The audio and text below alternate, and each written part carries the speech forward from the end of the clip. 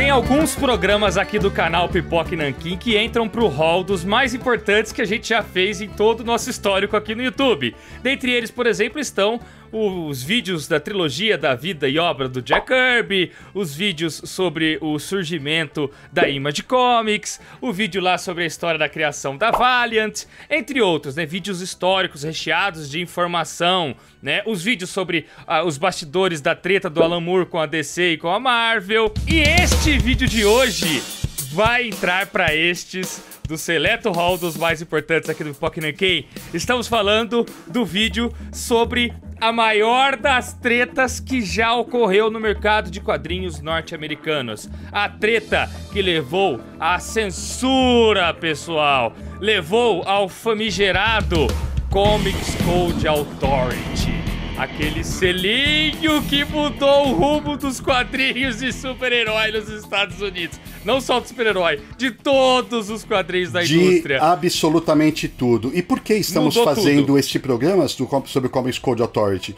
Porque um dos lançamentos deste mês do Pipoca e Nanquim é Frederick William e a Amazona. Um dos quadrinhos mais importantes que nós já publicamos aqui. Tá todo mundo falando sobre isso aí na internet, porque trata justamente deste momento, Bruninho. O quadrinho trata sobre o que levou o doutor, o psiquiatra Frederick Vertan a atacar veementemente os quadrinhos e a inflar os ânimos de toda a população norte-americana contra as histórias em quadrinhos. A colocar a culpa da delinquência juvenil nos quadrinhos. O que motivou esse cara? E quem é que estava na disputa pelo lado contrário? Colocando os quadrinhos como um meio que ajudava na educação das crianças. Era o William Moulton Marston, outro psiquiatra, que nesse caso o criador da Mulher Maravilha. E a nossa HQ fala dos bastidores desse cenário todo aí, da disputa entre esses dois psiquiatras envolvidos nos quadrinhos lá em Nova York, na década de 30 e 40 e 50, né? Porque o Frederick chegou nos Estados Unidos em 1920. Então, uma HQ fantástica sobre esse cenário, que nos deixou com muito mais vontade de falar sobre isso daí. E resultou neste baita Exatamente. vídeo. Quando a gente lê a respeito desse momento na internet, tem muitas informações conflitantes, tem muitas informações erradas, muita interpretação, gente falando sem juízo de causa. Então aqui a gente vai tentar... Vamos desmistificar isso tudo, acompanhar o passo a passo dos processos. Não vamos demonizar o Frederick Vertan, porque ele, na verdade, tinha os propósitos dele, ele tinha a agenda dele. Vamos tentar fazer a coisa mais passo a passo para entender como os quadrinhos saíram da maior ou de uma das maiores mídias lá nos anos 30 e anos 40 para a mídia mais odiada nos anos 50. É verdade, cara. Mas eu acho que eu vou demonizar um pouquinho o Frederick Vertan, sim, assim.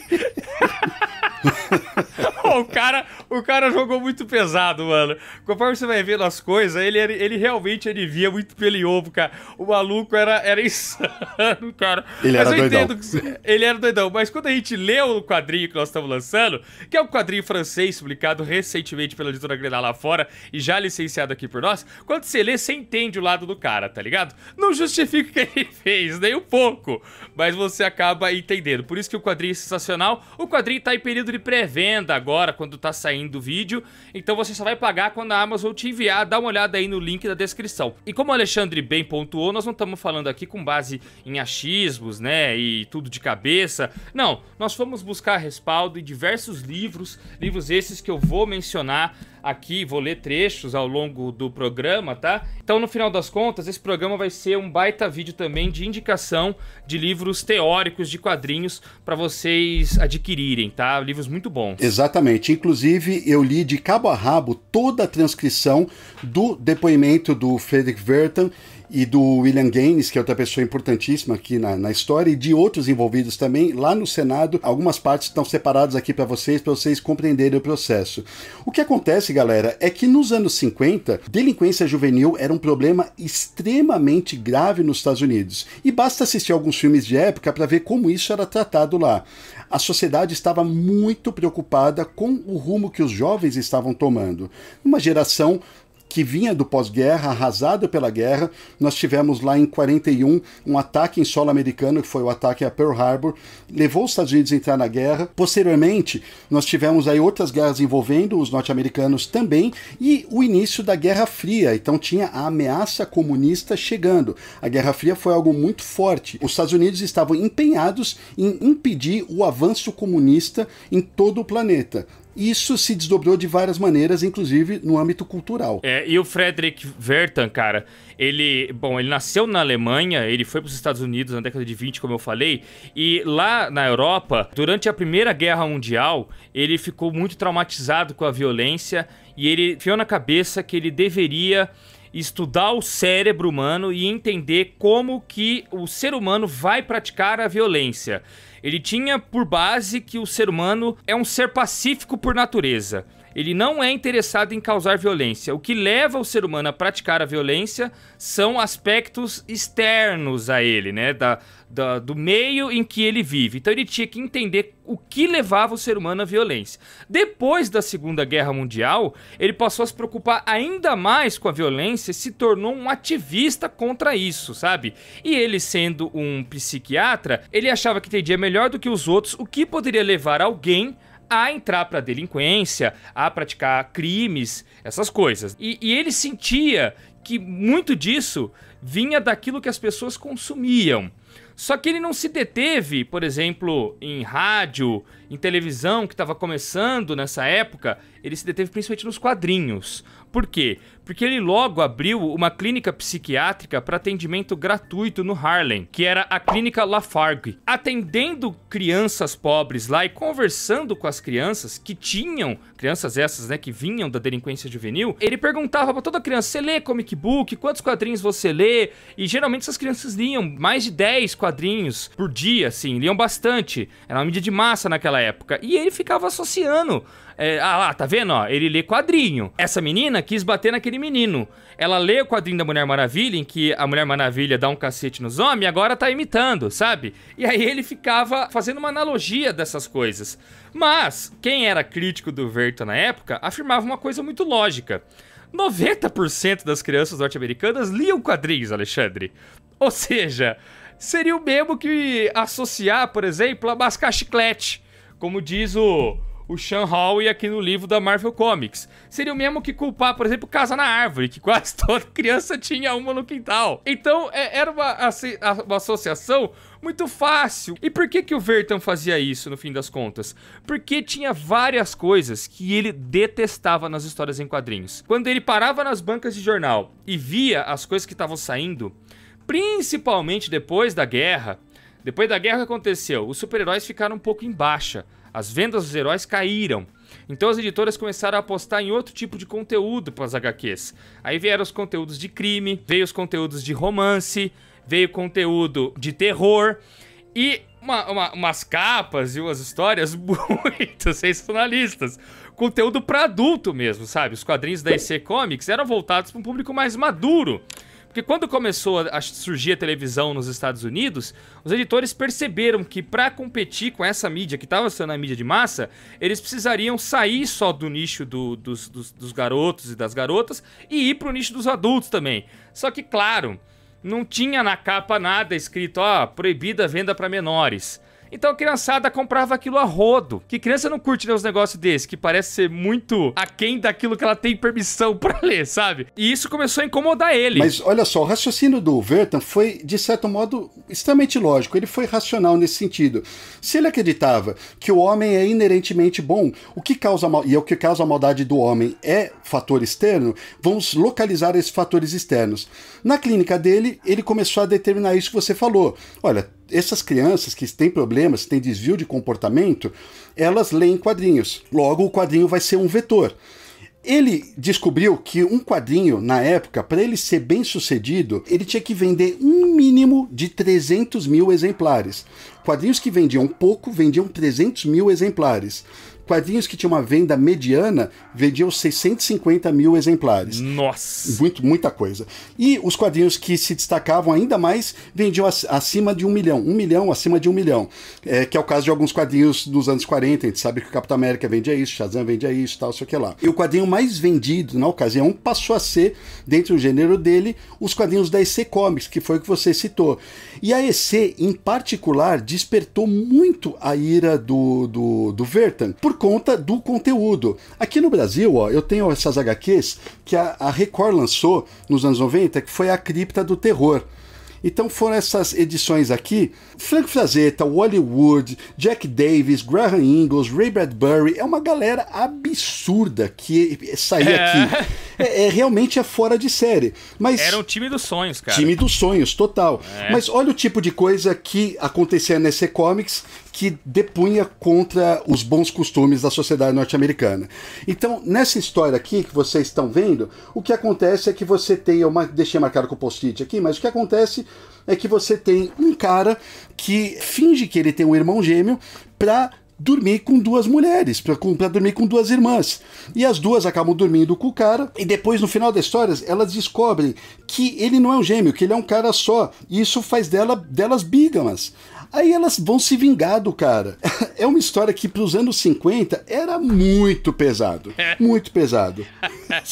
Aí, mas é da hora, cara. É da hora, pra caramba. Pra adulto, mano. Que isso? Total. Aí, por exemplo, nessa daqui, ó, você tá vendo um assassinato explícito, o cara com a faca assassinando o antagonista dele na história, as crianças de testemunha, ele vê as crianças e sai correndo atrás das crianças com a faca. Assim, para uma sociedade puritana, isso é de extremo mau gosto. Exatamente. Para um cara como o Gaines, ele fala que não, isso não é de mau gosto, poderia ser muito pior do que isso. A gente, na verdade, é só um quadrinho. Depois vocês vão entender exatamente qual é o posicionamento dele quando a gente chegar no subcomitê do Senado propriamente dito.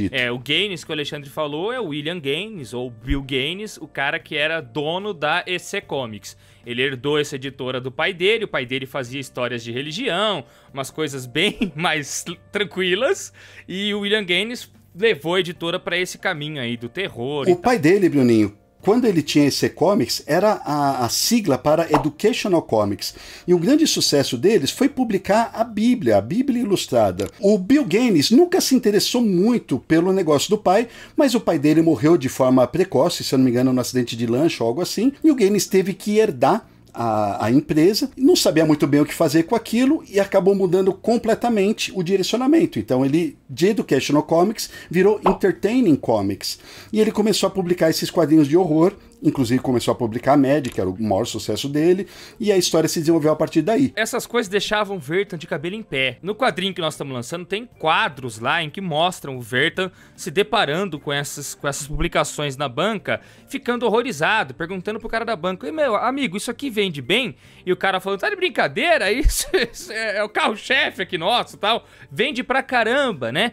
E ele ficou muito preocupado com isso e começou a empreender estudos contra os quadrinhos, para incriminar os quadrinhos. Ele começou a chamar os quadrinhos não só de quadrinhos, ele chamava de quadrinhos criminosos. E ele estudava o possível impacto que isso tinha na mente das crianças que liam. Dá para dizer que essa história começa a pegar fogo mesmo em 48. Em março de 48, o Vertan organizou um simpósio, que olha o nome do simpósio dele: A Psicopatologia das Histórias em Quadrinhos. Esse simpósio foi direcionado principalmente contra o William Moulton Marston, porque ele estava horrorizado com o que o Marston escrevia nas HQs da Mulher Maravilha. Ele achava que a Mulher Maravilha era uma lésbica, que tinha tortura contra mulheres nas histórias, o lance dela usar o laço contra os homens era uma coisa masoquista. Ele ficava de cabelo em pé, horrorizado com as publicações do Marston.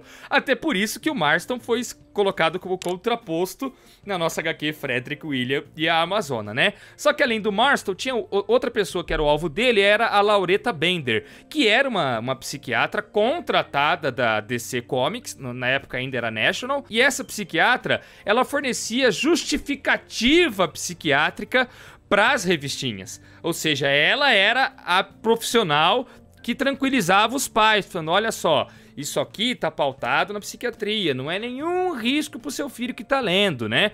E ela via os quadrinhos realmente dessa forma. O que o Werther enxergava como um perigo, uma coisa horrorosa na Mulher Maravilha, ele enxergava como uma coisa progressista, né? Uma coisa feminista, que empoderava a mulher. O embate entre esses dois é muito legal, e muito disso a gente pode ver aqui nesse livro, A História Secreta da Mulher Maravilha, da Jill Lepore. Livro esse que inclusive serviu de base para os autores de Frederick William e a Amazona. E tem vídeo no canal, né, sobre esse livro. Vamos deixar aqui nos cards para vocês. Tem sobre o livro e tem sobre o lançamento nosso, né? Em 48 ainda, só que em maio, o Werther, ele fez um texto para a revista Saturday Review of Literature. Eu adoro ver inglês. Saturday Review of Literature. Ale, literature, tá certo? Literature. Literature, obrigado, professor. Incriminando as histórias em quadrinhos, cara. O Werther, ele já era um psiquiatra forense que ajudava em julgamentos de assassinatos super sensacionalistas. Já era uma pessoa conhecida do povo. Já escrevia para essas revistas, não só revistas para um público intelectual, como também revistas mais populares, atacando ferrenhamente mesmo os quadrinhos a partir de 48. Ou seja, logo ele começou a ter ascendência junto ao povo. E o povo começou a ler aquelas coisas que o Werther fazia e começou a ficar injuriado. Antes ninguém dava bola pros quadrinhos. Pode ler gibi, meu filho, tá tranquilo. Quando o Werther começou a fazer isso aí, um cara famosinho, um cara conhecido, um cara gabaritado, que tinha autoridade por ser um psiquiatra, por ser um doutor e tal, foi aí que as pessoas começaram a ficar muitíssimo preocupadas. Se não fosse o Frederick Werther, o Comics Code Authority, é justo dizer, jamais teria acontecido, Alexandre. O Frederick tem influência muito nisso, né? Embora o Frederick não seja o criador do Comics Code Authority, o Comics Code foi criado a partir desse movimento que ele encabeçou. E quando a gente fala sobre o problema da Guerra Fria, a gente tem que lembrar que na época nós estamos vivendo um macartismo. E o senador McCarthy, ele empreendeu a famosa caça às bruxas contra tudo que eles enxergavam de problema nos Estados Unidos. Então isso aconteceu no cinema, isso aconteceu nas belas artes, isso aconteceu nos quadrinhos. E cada um desses setores foi investigado e tinham relatores, senadores dispostos a levar adiante essas investigações perante os subcomitês dos senados e perante o público, porque todas essas investigações, acredite ou não, Bruninho, elas eram televisionadas. Esses subcomitês, eles eram televisionados para a população inteira ter acesso e você ter o público americano do lado dos subcomitês. Olha que loucura isso. Cara. Bom, e aí nós vamos chegar já no senador que encabeçou a perseguição aos quadrinhos especificamente. Antes, eu quero pegar aqui no livro que eu acabei de mencionar as coisas que deixavam o Werther de cabelo em pé quando via as histórias em quadrinhos, né? Aqui na página 325 do livro da Mulher Maravilha já tem o racismo, a exploração sexual de mulheres e a exaltação das armas de fogo nos quadrinhos incomodavam Werther mais do que qualquer outra coisa, embora ele também fosse obcecado com o que considerava a promoção que os quadrinhos faziam de formas de perversão sexual, incluindo a homossexualidade. A história do Batman, na verdade tem uma relação homossexual com o Robin, veio a partir daí, que muita gente brinca até hoje, veio a partir daí. Se ele visse o Bruce Wayne sentando do lado do Robin na cama, ele não viu uma relação paternal, pai e filho, ele viu uma relação homossexual. Eu separei aqui um trecho pra ler o que ele fala do Superman e do Batman da Mulher Maravilha, é uma loucura, por isso que eu falo. O Werther, assim, cara, ele realmente enxergava umas coisas absurdas. Ele distorcia aquilo que ele via pra poder fazer valer o argumento dele, tá ligado? Pra poder ganhar na argumentação. Ele pegava páginas soltas, coisas soltas dos quadrinhos pra desvirtuar aquilo, tá ligado? Às vezes a história, no final das contas, tinha até um final moralmente correto, mas ele pegava pontas soltas pra distorcer. Agora vamos lembrar outra coisa importante também, estamos falando dos anos 50. Coisas como homossexualidade eram considerados desvios de comportamento e eram tratados em clínica muitas vezes, cara. Vamos enxergar com os olhos do que se via naquela época e não com os olhos de hoje. Tinha a senadora que falava em audiência do Senado, não existe algum remédio, alguma coisa que a gente pode dar pras pessoas pra ela parar de ser homossexual? Senadores falavam isso, cara, pra acabar logo com isso daí, falavam isso, olha o absurdo. E o Werther era um desses, né? Aí, continuando aqui, né, ainda nesse livro, ao fim dos anos 1940, Dezenas de cidades e estados haviam promulgado leis que proibiam ou restringiam a venda de revistas em quadrinhos, por causa desses simpósios, dessas publicações que o Vertan fazia. Em 1950, o Congresso organizou um conjunto de audiências, em 50 isso, sobre a delinquência juvenil, dirigidas por Estes Kefauver. Guarda esse nome. O herói nos quadrinhos é quase sempre um homem branco, atlético, puro e norte-americano, Vertan ressaltou. Enquanto que os vilões, por outro lado, são de origem estrangeira, judeus, orientais, eslavos, italianos, gente de pele escura. O Vertan falava essas coisas, então ele falava até que os HQs eram racistas, eram fascistas, ele falava tudo isso. Enquanto que nessa mesma comissão, a Lauretta Bender, que trabalhava lá com William Moulton Marston, trabalhava com a DC, olha o que ela fala sobre os quadrinhos. Eu encontrei uma relação entre quadrinhos e delinquência nas crianças, mas esta relação é positiva, pois os quadrinhos podem ser e são usados por crianças como meio de aliviar conflitos, tumultos, frustrações, ansiedades e também podem provar-se liberação extra de agressividade. Desta forma, o uso que as crianças fazem dos quadrinhos pode ser comparado ao uso que os adultos fazem da literatura de todas as formas, da arte, da música, do teatro, do cinema, no sentido que estes nos ajudam a melhor entender a vida, os problemas dos outros, as concepções sociais e fazem toda a gente se unir na compreensão mútua. Olha que argumento legal que essa Lauretta Bender dava, né? E quem é que é esse Estes Kefauver que eu acabei de falar? Esse cara era um político influente, tal, que queria crescer na carreira política dele. Então o que ele precisava? Ele precisava de uma plataforma pública, algo que fizesse ele ter ascensão junto aos eleitores. Ele escolheu, de primeiro momento, combater o crime organizado, publicamente nas subcomissões do Senado.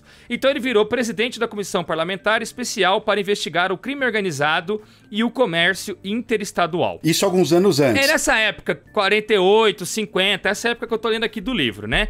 Ele transmitia tudo pela televisão. O pessoal chamava na época, Alexandre, de Kefauver Show. Porque o pessoal ficava torcendo, será que aquele bandido vai se dar bem e tal? Nessa época ele tava pegando mafioso, tava pegando bandido mesmo e tal. E o Frederick Vertan, né, na sua luta contra os quadrinhos, levou isso pro debate, dizendo que os quadrinhos influenciavam as crianças a entrar pro crime organizado depois, tal. E como contraponto, chamaram a Lauretta Bender pra depor também, tal. No final das contas, no final dessa época toda aí, o Kefauver não conseguiu proibir os quadrinhos, não fez uma lei nacional contra os quadrinhos nem nada. O Vertan se sentiu derrotado nessa ocasião, né? Ainda aqui nesse livro ele fala assim, ó. Aí o Vertan percebeu que a única maneira que ele tinha de triunfar nesta luta contra os quadrinhos era desabonando a Bender, a outra psiquiatra, né? Ele compilou uma lista a qual deu o título Peritos pagos pela indústria dos quadrinhos que posam de pesquisadores independentes. A primeira na lista, a lacaia número 1 dos quadrinhos, era a Bender. Aí abre aspas dele aqui, ó. Na folha de pagamento dos quadrinhos criminosos desde 1941, escreveu Vertan. Em privado, ela já se gabou de criar 3 filhos com o dinheiro que ganhou com os quadrinhos criminosos. Chamava de quadrinhos criminosos, vai vendo. Aí com isso, aos poucos, ele foi conseguindo tirar da jogada todos os outros psiquiatras que defendiam os quadrinhos, dizendo que se eles estavam defendendo os quadrinhos é porque eles estavam recebendo pra defender os quadrinhos. Então não valia, claro, você tá comprado, então não valia. E a voz dele era a única que valia, portanto. E ele utilizava isso como argumento porque ele próprio nunca ganhou um centavo para ser um cruzado contra os quadrinhos. Ele fala assim, a pesquisa que ele fez não foi financiada por ninguém. A clínica dele era atendimento gratuito. As pessoas que ele atendia era atendimento gratuito. Então ele próprio fazia isso apenas em prol dos bons costumes. Ele nunca ganhou nenhum dinheiro por isso. Isso. Logo, a opinião dele contava mais do que quem estava recebendo da indústria para falar a favor. E ele de fato ajudava, ele tinha clínica para atender os pobres, ele tinha serviços para atendimento exclusivo de negros, com psiquiatra também. Ele estava nos casos de assassino serial, ajudando a entender mais essas pessoas, esses criminosos. Então, ele era um cara bem quisto pela maioria das pessoas, né? Não foi à toa que o Estes Kefauver, esse cara, nessa época aí, ó, tem aqui no livro agora esse aqui, ó, O Homens da Manhã, né? O Estes Kefauver, ele contratou um psiquiatra para servir como consultor dessa comissão. Por isso que o Vertan foi lá. O Vertan não foi lá à toa, pediu para depor nem nada nessa primeira ocasião. Ele foi contratado pelo Kefauver para servir como consultor da comissão. E o Vertan era um psiquiatra que sabia usar a publicidade quase tão bem quanto o próprio Kefauver, e que desejava atrair atenção para as próprias ideias, entre as quais a de que crime e violência, além de serem produtos de um punhado de homens maus, eram também produtos de uma cultura que lhes conferia legitimidade e glamour. Para combater o crime com eficácia, insistia Wertham, o Senado teria que ir atrás não só das indústrias que lucravam com o crime diretamente, mas também das que os faziam indiretamente, ao seduzir as crianças americanas. Olha como ele finalizava as pessoas, cara. Aí o primeiro caso, o primeiro round dessa treta foi de 48 a 50, culminando nesse caso aí da Comissão Parlamentar Especial para investigar o crime organizado e o comércio interestadual, e os quadrinhos saíram tranquilos. O Wertham ia desistir? É claro que não, galera. É claro que ele não ia desistir. Aí, nós pulamos essa história aqui para 1952 e 1954. O que aconteceu em 1952? O Kefauver estava na hora de disputar uma outra eleição. E aí, o que acontecia? Ele precisava de uma outra plataforma eleitoral para chamar atenção, porque aquela já tinha sido feita e tal, agora ele precisava de outra. O que nós falamos no começo desse programa? O que estava em alta como problema nos Estados Unidos nessa época? A delinquência juvenil. Ele optou, portanto, que a plataforma eleitoral dele seria feita em cima do problema da delinquência juvenil. Vamos combater a delinquência juvenil. Exato. Ele seria a solução para esse problema. Novamente, o Frederick Wertham estava na jogada também, junto dele. Só que o Frederick Wertham agora estava muito mais bem preparado do que ele estivera antes, porque ele já tinha colhido muito mais informações, ele já tinha publicado alguns textos importantíssimos para a tese dele, e ele estava redigindo o que viria a ser a obra pela qual ele ficou conhecido posteriormente, que é Sedução do Inocente. Que ele lançou em 1954, o livro que é o livro mais odiado por todo mundo que é fã de quadrinhos, e não à toa. Esse livro é maluco mesmo, cara. Pelo amor de Deus, o livro fala muito mal dos heróis de quadrinhos. Eu tenho alguns trechos aqui, Ale, das coisas que ele falava, como eu falei pra você, né? A respeito do Superman, da Mulher Maravilha e tudo mais. Olha aqui, ó, no livro da Mulher Maravilha. Wertham dava atenção especial aos 3 super-heróis mais famosos, claro. Aí abre aspas pro Wertham aqui, ó. Este grupo, Superman, Batman, Mulher Maravilha, é uma formação muito especial dos quadrinhos criminosos. Ele explicava. Quadrinhos criminosos, cara. Esse cara, pelo amor de Deus. Se fosse hoje, ele tava no Zap aí fazendo estrago, violento. Violento. Ele tava fazendo estrago aí no Zap, cara. Um dos argumentos-chave era que os quadrinhos promoviam a homossexualidade. Olha aí o kit gay. Ele tava lá, Alexandre. Batman e Robin moravam juntos. É o sonho realizado de 2 homossexuais. Eles se amam, aí abre aspas. Às vezes, Batman vai parar na cama, ferido, e o jovem Robin é visto sentado ao seu lado. Até a casa deles é gay, abre aspas. Eles moram em aposentos suntuosos, com belas flores em grandes vasos. Olha o absurdo, cara. Eles compartilham a mobília. Às vezes são mostrados em um sofá, Bruce reclinado e Dick sentado ao seu lado, sem o casaco, de gola aberta, e sua mão sobre o braço do amigo. O problema não era Bruce e Dick serem amantes, era que eles faziam os meninos virarem gays. É claro, quem lê a história vai virar gay. Meu Deus do céu. Aí abre aspas, Wertham. Esse tipo de história do Batman pode estimular crianças a terem fantasias homossexuais, Wertham alertava. A princesa amazona, por sua vez, conseguia ser até pior. Abre aspas. A contraparte lésbica do Batman encontra-se nas histórias da Mulher Maravilha, o Wertham afirmava, né? Aproveitando para atacar o William Moulton Marston e a Lauretta Bender, né? E quando ele fazia isso, né? Ele tentava refutar os argumentos dos dois a respeito de que a Mulher Maravilha era uma causa feminista, nobre. Olha o que ele falava assim, ó. Quanto a esse papo de feminilidade avançada, quais são as funções nos quadrinhos que as mulheres têm em pé de igualdade com os homens? Elas não trabalham, não são donas de casa, não criam família, o amor materno está totalmente ausente, mesmo quando a Mulher Maravilha adota uma menina, vence conotações lésbicas. Maluco! Ele pegava pesado demais, Alexandre. Ele pegava. Do Superman, cara, com relação ao Superman, ele foi mais longe ainda. Nesse livro aqui, ó, Superman, uma biografia não autorizada, tem o trecho que ele fala do Super-Homem. Olha o que ele falava, Alexandre. Ele dizia claramente que era um super fascista. Aí aqui, ó, Superman com S no uniforme, e acho que devemos agradecer por não ser um SS. E aí o autor do livro até fala assim, ele parece até que ele colocou essa linha sobre o SS pra cutucar os criadores do Superman, que eram judeus, né? O Joe Shuster e o Jerry Siegel. O Superman precisa de uma procissão interminável de sub-humanos novos, criminosos e gente com cara de forasteiro, não só para justificar sua existência, mas até para torná-la possível. Superman, há muito tempo, foi reconhecido como um símbolo de violenta superioridade de raça. O Superman da TV, que parece uma mistura de tenor de ópera sem sua armadura, aquilo é uma rachadura, e atleta amador de anúncio de revista de saúde, não só tem poderes super-humanos, mas explicitamente pertence a uma super raça. Caraca, Alexandre, o Bertan falava umas loucuras, mano. Olha como ele enxergava os super-heróis, cara. Super fascistas. E aí, velho, o que aconteceu no final das contas com o Frederick falando tudo isso?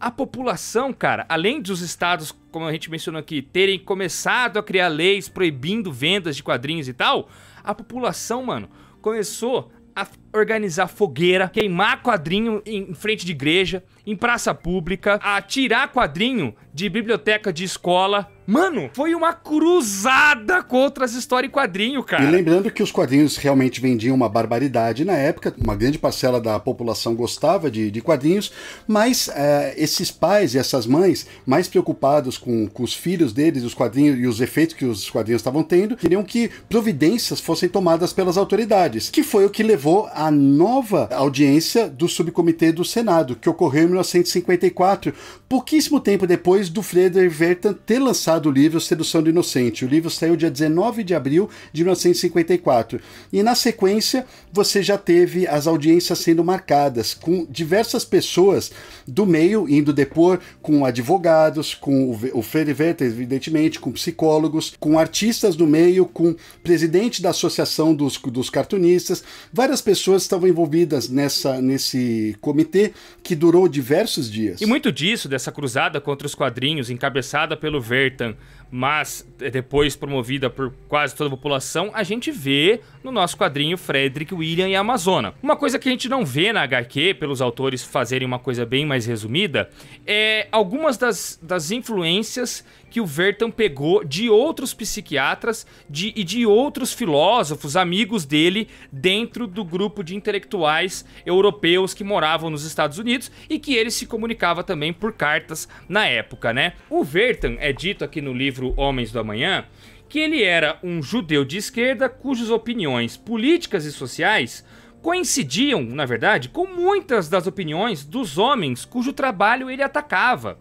Mas o Bertan tinha antecedentes tão diferentes, vinha de uma classe tão diferente, que não conseguia ver as revistas em quadrinhos da mesma maneira que seus criadores e os leitores viam.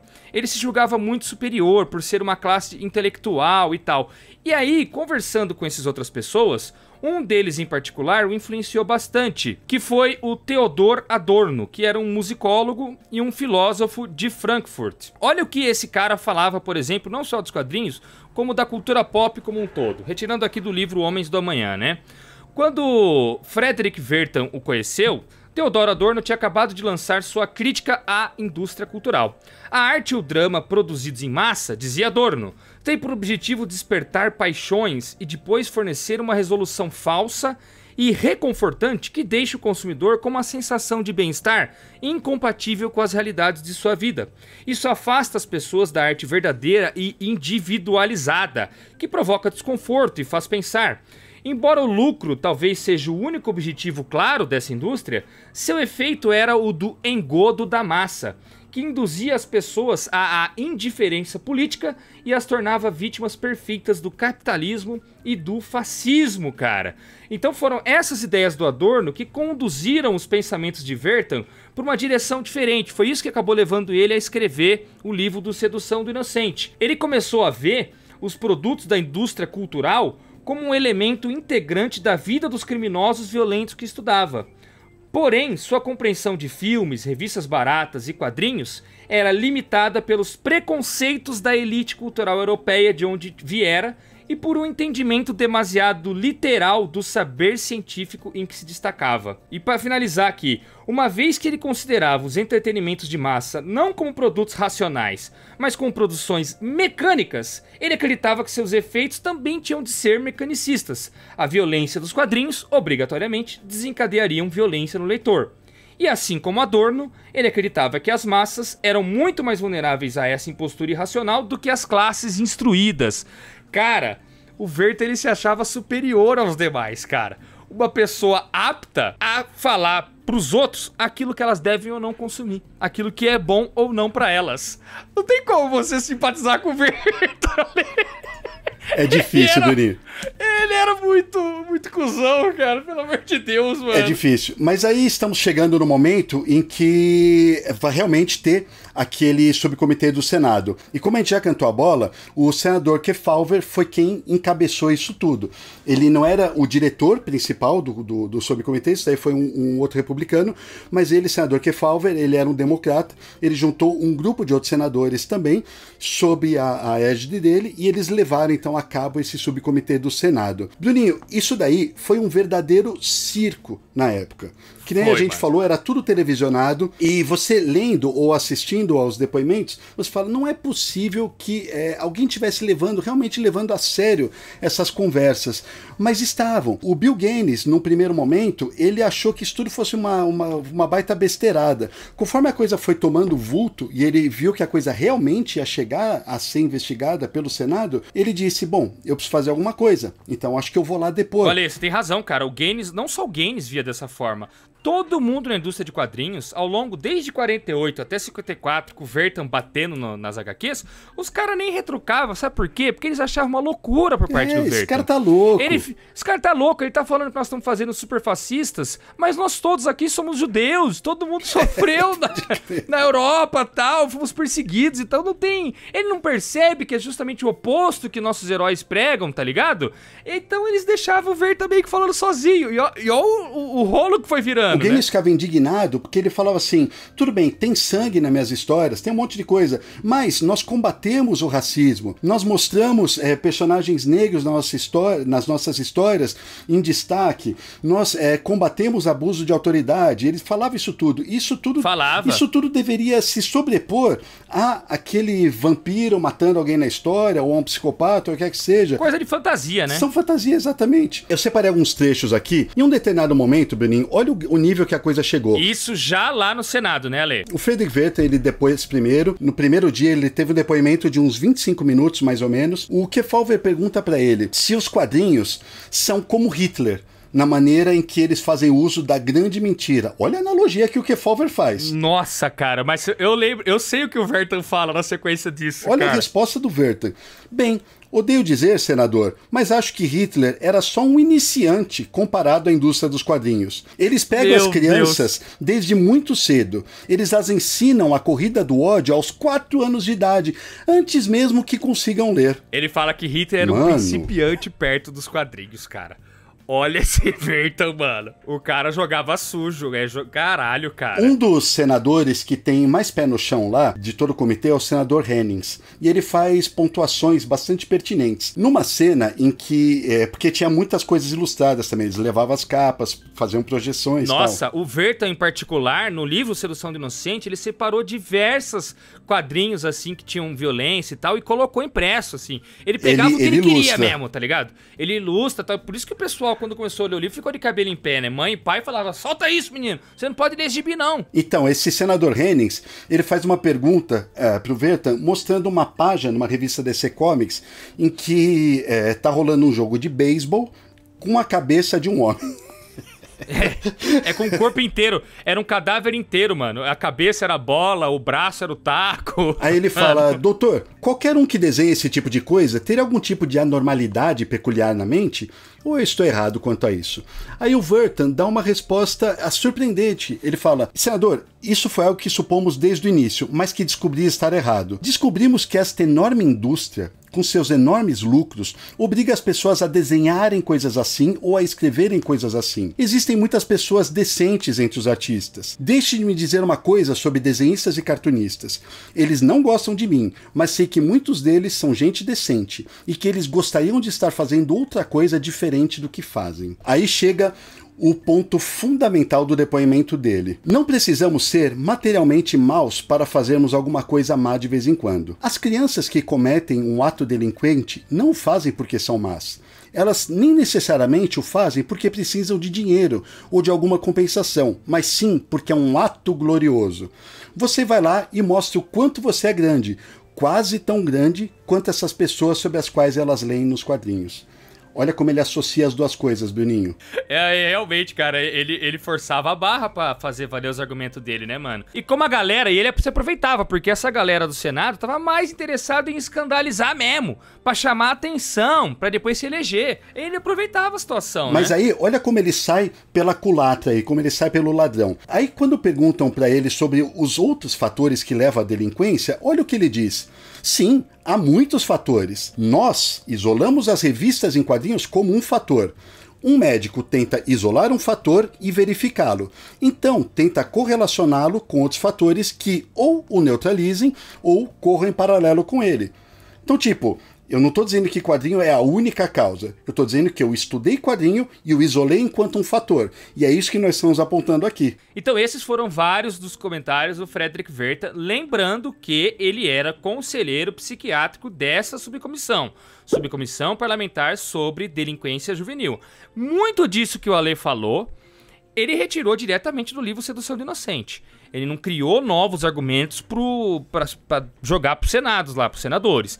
Ele pegou aquilo que ele já tinha tratado no livro dele e expôs, né, nesse depoimento dele aí, né? Exatamente. Ele levou um depoimento impresso, né? Aí, o caso é que essa subcomissão estava mais interessada em falar de drogas, ações sociais, estilos de educação familiar e procedimentos policiais do que falar da influência dos veículos de comunicação. E quanto a isso, eles estavam mais interessados ainda na TV do que nos quadrinhos. Quem tava batendo mais forte nos quadrinhos era só o Werther. E a galera ouvia o Werther e tal, porque é um psiquiatra renomado e tudo mais. Os editores de quadrinhos, os caras da área dos quadrinhos, meio que estavam ligados nisso. Então, pegando aqui do livro do Homens da Manhã, é dito que nenhum editor ou criador daquelas revistinhas suspeitas foi chamado a comparecer. Testemunhos favoráveis do mundo das tiras de jornal, que as tiras de jornal eram um ambiente mais respeitado ali dos quadrinhos, né, Lê? Não era comic book, né? Tava dentro do jornal, tava tranquilo.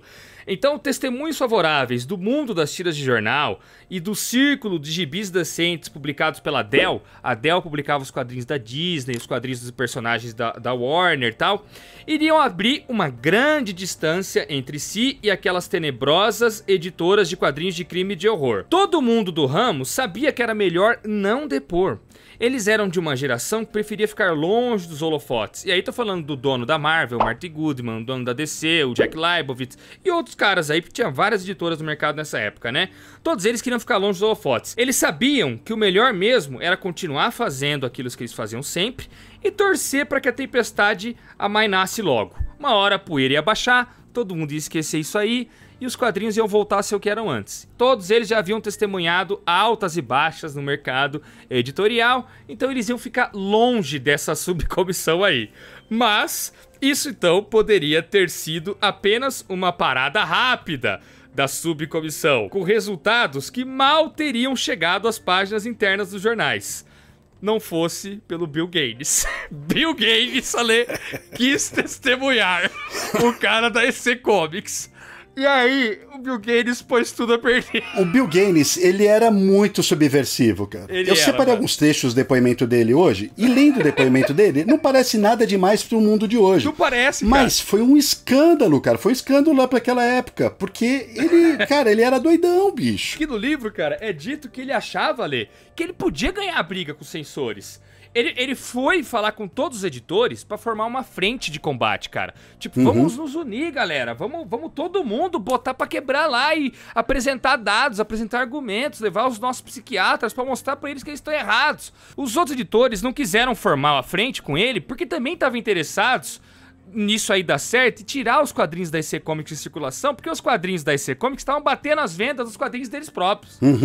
Então, se o Bill Gaines se ferrasse, significaria que eles iam se dar bem. Até porque o Goodman, o Leibovitz, todos esses caras, eles sabiam que caso uma censura, alguma coisa fosse praticada, eles iam se dar menos mal, porque uma coisa que a gente esqueceu de falar é que lá na primeira ocasião, em 1950, depois da primeira investida forte do Vertan e do Kefauver, os caras chegaram a fazer um código interno de regulamentação ali pra dar uma amenizada nas histórias em quadrinhos de super-herói e tal. A DC já tinha isso, seguia um pouco, o Martin Goodman também seguia um pouco. Quem não seguia nada, por ser isso que o Alexandre falou, era o Bill Gaines, né, cara? Olha o que ele fala logo no início do depoimento dele. Primeiro ele fala a respeito da história do pai dele, sobre a DC Comics e tal, depois ele diz: eu fui o primeiro editor nos Estados Unidos a publicar quadrinhos de horror. Sou responsável por ter começado eles. Tem gente que não gosta deles, é uma questão de gosto pessoal. Seria tão difícil explicar a emoção que uma inofensiva história de horror causa ao Dr. Vertan, tanto quanto explicar a sublimidade do amor para uma velha frígida. Ele falou isso. Isso porque ele foi aqui, abre aspas pra ele aqui, ó. Eu achei que de fato ia acabar com a vida daqueles miseráveis. Ele foi engolido. Segue os depoimentos dele, Ale. Mas olha que outra coisa interessante ele fala aqui. Ninguém precisa ler quadrinhos para ler uma história de horror. Qualquer criança ou adulto pode encontrar descrições de violência bem mais extremas nos jornais.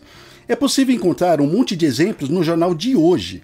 Nos jornais aos quais as pessoas têm muito mais acesso, você encontra manchetes como: homem no Texas acorda e descobre que matou a mulher com sua arma. Policial alega coquetel envenenado. Jovem de 21 anos ajuda a envenenar os pais de um amigo. Aí ele continua falando. Aqui vai algo interessante que a maioria de nós não sabe. Um relatório da Unesco diz que notícias sobre crimes não são permitidas em jornais na Rússia, na China ou em outros territórios comunistas. Mas nós imprimimos nossos crimes. Não achamos que notícias sobre crimes devam ser banidas, porque são más para nossas crianças. Mas, uma vez que você começa a censurar, então terá que censurar tudo. Você terá que censurar quadrinhos, rádio, televisão e jornais. Então, terá que censurar o que as pessoas dizem. Aí, você terá transformado este país na Espanha ou na Rússia. Faz sentido esse argumento dele, né? Total, só que ele está falando de territórios comunistas, numa época em que os Estados Unidos estão combatendo o comunismo, morrendo de medo disso, macatismo pegando, e ele fala sobre territórios comunistas. Aí tiveram outras pessoas que depuseram o Walt Kelly, que ele é o criador do Pogo, que na época era presidente da Associação Nacional de Cartunistas, o Milton Caniff, grande Milton Caniff, criador do Steve Canyon, e o Joseph Musial, que era diretor da Associação Nacional de Cartunistas. O depoimento do Caniff é muito, muito bacana. Ele devia ser um cara genial. Primeiro ele fala sobre o fato deles participarem, na verdade, de tiras de jornais, de eles estarem na linha de frente, porque as circulações variavam entre 55 e 75 milhões de pessoas que tinham acesso. Então eram cifras bem diferentes das cifras relacionadas à indústria de quadrinhos, mas eles eram publicados em quadrinhos também. Então isso justificava a presença deles lá. Olha o que ele fala. Alguns livros que eu gosto, você não gostaria. Por exemplo, não posso ser categórico em afirmar que desgosto de todos os quadrinhos de crimes, ou que todos são ruins. Acho que eles são bons ou ruins na medida em que afetam o indivíduo, e na mesma medida, o leitor individual de qualquer faixa etária é afetado de forma relativa, e não como um grupo. Portanto, ele não pode ser condenado como um grupo. Aí ele está batendo de frente àquele argumento do Adorno, que você mencionou, né? Você não pode generalizar dessa forma. Só que aí na sequência vem o depoimento do Musial e ele abre o que viria a ser um grande precedente para o próprio Comics Code. Olha o que ele diz, Bruninho. Acho que uma coisa importante que podemos e devemos fazer, e que é a única coisa que pode ser feita, é que, uma vez que o público americano esteja ciente das coisas sobre as quais este comitê está ciente, então, sob a nossa democracia, creio que agiremos numa determinada direção que trará resultados. Odeio dizer isso, mas sugiro que o comitê solicite os nossos serviços. E isso daí, mais pra frente, vai desdobrar na ideia de você criar o Comics Code Authority. A indústria se autorregulamentando, né? Porque no final das contas, o Senado decide a favor dos quadrinhos. Os quadrinhos não são causadores da delinquência juvenil. Não precisaria ter rolado a autocensura. Mas muita comoção nacional começou a acontecer em torno disso. Então, 12 estados, na sequência dessas audiências, 12 estados promulgaram leis restringindo os quadrinhos. queima pública, queima em praça pública de HQs, tudo cara. aquilo que aconteceu no começo da década voltou a acontecer, né? Exato, os caras das bancas de jornal, eles eram intimidados pelos próprios fregueses ali a nem abrirem as caixas de quadrinho que chegavam e devolver direto pro distribuidor. Ó, não abre isso aí não, você é louco, você vai vender isso aí, você vai arrumar dor de cabeça, vai vir gente apedrejar sua banca aqui porque você tá vendendo quadrinhos criminosos. E sabe qual foi o principal estopim disso? Foi um trecho, além de, claro, tudo que o Verta tinha falado, foi um determinado trecho do depoimento do Bill Gaines. Eu não sei se você separou aí, que é o depoimento sobre o que é bom gosto. Você separou esse depoimento aí, não? Não separei. Esse depoimento é ótimo, porque um dos integrantes da subcomissão perguntou pra ele se ele tinha limites pro que ele estava disposto a publicar. Aí ele falou assim, o meu limite é apenas o bom gosto. Aí o Kefauver, na hora lá, levanta um gibi, né? Uma capa, né, desenhada pelo Johnny Craig, que é essa capa aí, essa mulher, cabeça dessa mulher na mão de um criminoso com um machado, com saliva escorrendo da boca. E aí o cara fala, e o senhor acha que isso aqui é de bom gosto? E aí o Gaines responde, acho que sim, senhor. Para a capa de um gibi de terror. E olha, ele não tá errado. É uma capa de bom gosto dentro do tema, né? Dentro do gibi de terror. E foi mais além. Uma capa de mau gosto, olha, aí ele começou a dar uma de designer ali na coisa. Uma capa de mau gosto seria aquela em que a cabeça estivesse um pouco mais pra cima, de tal forma que daria pra ver o sangue escorrendo dela. Pelo pescoço. E a posição do corpo, pelo pescoço, E a posição do corpo um pouco mudada, de forma a deixar visível o pescoço sangrento. Ele começou a dar uma de editor ali ao vivo ali, tá ligado? Aí aqui é dito no livro que dali pra frente as coisas foram de mal a pior. Houve perguntas a respeito de uma piada em forma de anúncio que ele publicara em seus gibis, dizendo que os adversários dos quadrinhos eram comunistas. Gaines estava desabando. Aí ele fala, né, depois, eu senti que eu ia desmaiar a qualquer momento. Estava me crivando de perguntas e eu não conseguia encontrar as respostas. Eles começaram a mostrar uma capa depois da outra, bem, uma capa depois da outra e contestando tudo, falando isso aqui é bom gosto, isso aqui é bom gosto, isso aqui é bom gosto. E ele pra isso é. No dia seguinte, Alexandre, seu depoimento estava na primeira página do New York Times. Sua ideia de bom gosto ganhou os telejornais da noite, junto da cabeça decepada lá do Johnny Craig, e foram ambas expostas na tela para todos verem. Gaines ficou de cama 2 dias, com dor de estômago. Meu Deus. Sabia que tinha dado grande contribuição para a causa do Frederick Verta. É o que você falou. Depois desse dia de depoimento, a subcomissão, o próximo dia de depoimento, foi adiado tantas vezes que nunca aconteceu. O Senado nunca chegou a condenar os quadrinhos. O que condenou os quadrinhos foi a opinião popular. E eles próprios querendo derrubar uma editora que era a mais vendida no momento. E eles fundam quando eu falo eles próprios, é a própria indústria. Eles fundam The Comics Magazine Association of America, quer dizer, a Associação de Revistas em Quadrinhos da América. Que foram essa associação que criou o CCA, o Comics Code Authority. Foi presidida pelo John Goldwater, que era o chefe da Art Comics. Ele foi o presidente e o vice-presidente foi o Jack Leibowitz da DC Comics. E foram eles que criaram as regras do Comics Code Authority, que seria um selinho que ia estar estampado nas capas de todas as suas revistas, que garantiria para os pais e as mães que aquilo que estava impresso nas revistas era de bom gosto, estava dentro das normas da moral e dos bons costumes. A partir dali, a indústria decidiu, não vamos mais fazer quadrinhos para adultos. Tudo que tá na banca dentro de um gibi tem que ser para criança. Eu separei aqui, só para vocês entenderem, galera, alguns dos itens que constavam no Comics Code Authority. Mulheres devem se vestir de forma realista e sem exagero de quaisquer partes físicas. Cenas de horror, derramamento de sangue, crimes hediondos, depravação, luxúria, sadismo, masoquismo não serão permitidas. Histórias de romance devem enfatizar o valor do lar e a santidade do casamento. E por aí vai. Chegou ao ponto deles proibirem o uso de palavras como horror e crime na capa das revistas. Não podia ter zumbi mais, nem vampiro, nem lobisomem, nem nenhuma criatura desse tipo. Se isso não fosse direcionado para EC Comics, eu não sei o que era. Acabaram com a EC Comics, cara. E o Verta, como eu disse, só pontuando aqui de novo, ele conseguiu acabar com os depoimentos favoráveis dos outros psiquiatras, expondo que eles eram pagos pela indústria, a ponto de, dentro dessa nova associação, né, a Comics Magazine Association of America, aquela defensora ferrenha, a Lauretta Bender, que eu citei ao longo desse programa, ela nem fez parte. O Leibowitz demitiu ela. Muitos dos psiquiatras foram expostos pelo Verta, perderam seus empregos, porque a opinião deles já de cara ia ser ser contestada pelo público e os caras da indústria sabiam disso. Então eles colocaram esse código aí. Só que isso, galera, foi a ruína para a indústria. O Ale tem alguns dados aí, né, de como era a indústria até então e o que aconteceu com ela, por exemplo, até 1956, 2 anos depois da introdução do Código de Ética. Juninho, em 1954, estimava-se que eram publicados 650 mil títulos por ano nos Estados Unidos. Por ano, mano. Em 1956... esse número 650 mil caiu para 250 mil títulos por ano. Olha o encolhimento da indústria. Quantos profissionais perderam o emprego? Agora vem a grande ironia disso tudo. Quando a Associação de Revistas e Quadrinhos da América instituiu o Comics Code Authority, quem foi contra o código? O Vertan. Ele falou assim: eu sou um intelectual progressista, eu jamais vou defender um código de censura. O que eu era contra era as crianças terem livre acesso a esse material. Ele queria que colocasse, sabe, tipo o que a gente tem no cinema, Associação R, acompanhado dos pais, não sei o que lá. Ele queria que as crianças não tivessem livre acesso a esse material, que era um material que levava à delinquência juvenil. Mas ele era veementemente contra censurar, porque ele era um democrata, ele era progressista. Olha a grande ironia disso tudo, cara. Nossa, a ironia mesmo, né, cara?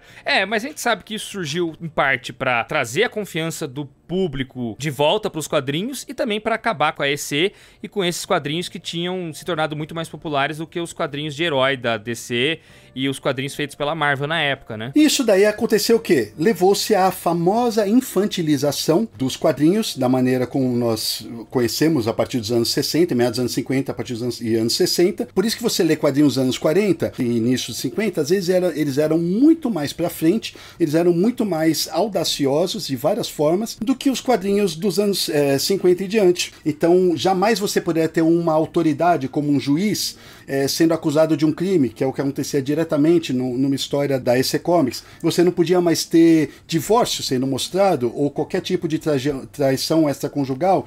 Nada disso mais podia acontecer. Logo, os temas foram ficando cada vez mais infantis. E o público foi saindo fora.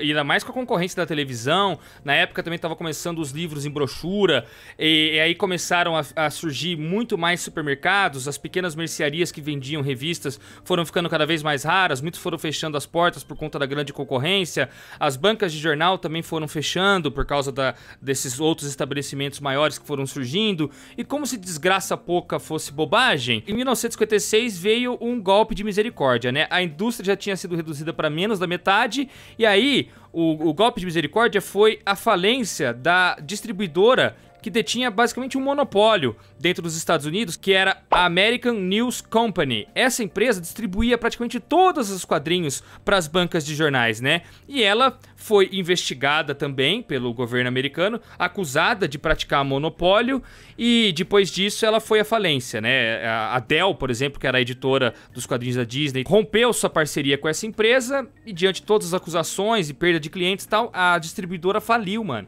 Quando faliu, mais da metade das editoras de quadrinhos perderam seus canais de distribuição, mano. Uma coisa semelhante aconteceu aqui no Brasil recentemente, né, com a falência da distribuidora da editora Abril. Por exemplo, os quadrinhos da New Pop, da JBC, nunca mais foram pra banca de jornal porque a empresa que distribuía faliu, mano. Aí o que ficou? O Jack Leibowitz conseguiu força suficiente pra ter sua própria distribuidora, porque ele era uma editora bem grande, né, e aí ele tinha a Independent News, né, que era da DC.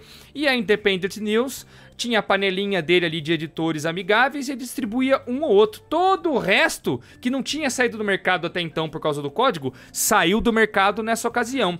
O próprio Martin Goodman, dono da Marvel, ele conseguiu uma parceria com a Independent News, do Jack Leibowitz, mas o Leibowitz colocou uma coleira nele. Falou, ó, eu vou distribuir no máximo 8 revistas da Marvel só. Não vou distribuir mais do que isso.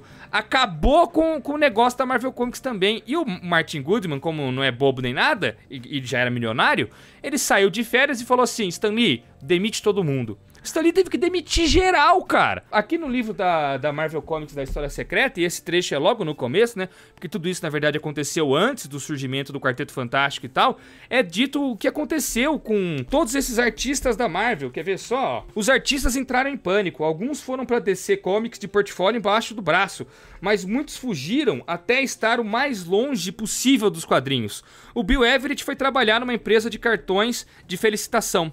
Gene Colan foi para publicidade e Don Heck começou a projetar aeromodelos. O Mike Sekowsky, desenhista muito veloz e convencido de que era uma das estrelas da redação, virou empacotador de supermercado, cara. Nossa Olha isso, senhora. Ale. Na página 39 desse livro aqui, o Stan Lee conta um caso, né, depois de tudo ter sido transmitido pela televisão, né, as audiências do subcomitê e tal. Alguns meses depois disso, num fim de semana, o Stan Lee foi pra uma loja de armas e ele disse lá pro dono do gibi, né, que ele era editor de quadrinhos. Quando o cara perguntou pra ele o que ele fazia da vida. Quando ele falou que era editor de quadrinhos, o cara respondeu assim pra ele: "Você faz gibi? Mas isso é um crime. Você devia ser condenado, devia ir pra cadeia." O Dick Ayers doou uma caixa de gibi autografado dele pra uma iniciativa de arrecadação de fundos no colégio da filha, Lê. Eles foram todos devolvidos com um bilhete em cima em que se recomendavam que fossem todos queimados. Véi! Com isso você entende por que o Stan Lee, ele não utilizou o nome de verdade dele e ele utilizava um nome artístico, e ele tinha vergonha no início de falar que ele escrevia quadrinhos.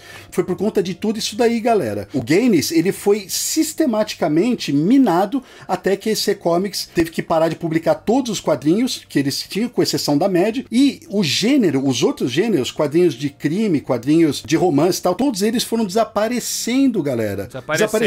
Olha que coisa interessante. No Watchmen você vê aquele menino lendo um quadrinho em banca. E aquele quadrinho é um quadrinho de pirata. E aí você se pergunta, por que o Alan Moore colocou naquela realidade de Watchmen a leitura de um quadrinho de pirata? Bruno, qual foi a última vez que você leu um quadrinho de pirata na vida? Só One Piece. Por que ele está lendo quadrinho de pirata e não quadrinho de super-herói?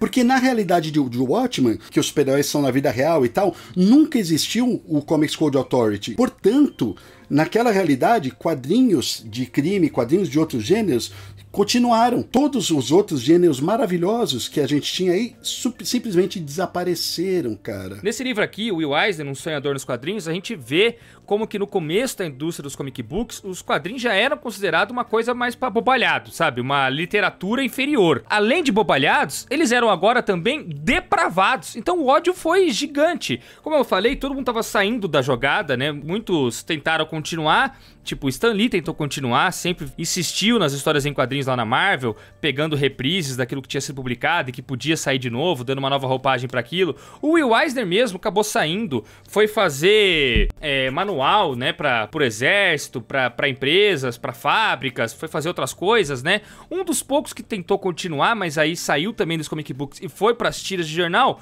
foi o Jack Kirby, né. O Jack Kirby nunca quis abandonar os quadrinhos. Ele viu os amigos indo pra publicidade, indo pra outros mercados assim, como eu mencionei agora, mas ele continuou nas histórias em quadrinhos. Nós até publicamos aqui, né, as tiras de jornal que ele fez nessa época pós Comics Code Authority, que é o Sky Masters da Força Espacial. Olha só que encadernado caprichado, né? Porque as tiras de jornais ainda eram um ambiente respeitável pros quadrinhos, né? As tiras, por exemplo, do Peanuts e outras faziam sucesso pra caramba naquela época, não foram afetadas pelo Comics Code Authority. O Jack Kirby quis ir pra lá. A gente fala num programa especial sobre Sky Masters, o fim que teve essa tira, que acabou levando ele de volta pra Marvel depois, no começo dos anos 60. Aliás, num programa sobre a origem do Quarteto Fantástico, a gente fala bastante disso também. É interessante notar que nós temos um quadrinho antigo aqui na editora pós o Comics Code Authority, mas nós também temos um antes do Comics Code Authority, que é o Dan Bran, né, Ale? Sim. O Dan Bran e outros clássicos do Frank Frazetta. Frank Frazetta é esse que trabalhava na EC Comics. Aqui nós vemos os faroestes que eram publicados pelo Frazetta antes da censura, né? E, o Bruninho, e no final das contas, essa instituição da censura, ela abriu a porta para personagens como Archie, que já era publicado tal, mas aí ganhou um grande público e não tinha muita competição. Gasparzinho, os quadrinhos da Disney, tudo isso foi crescendo a ponto de engolir todo o resto. E essa história do Comics Code Authority só foi ser revertida lá nos anos 70, cara. Já na Era de Bronze, o Stan Lee desafiou o Comics Code Authority, mas aí já era outra realidade, a política da época já era diferente, é outra história, né? Mas perdurou aí por mais de 2 décadas a ferro e fogo. Eram 5 censores que liam e censuravam absolutamente tudo. Tudo. Diziam que podia e não podia passar. Qual era o grande problema? Sem o Comics Code Authority, a distribuidora não mandava para as bancas. Por isso que as editoras tinham que ceder.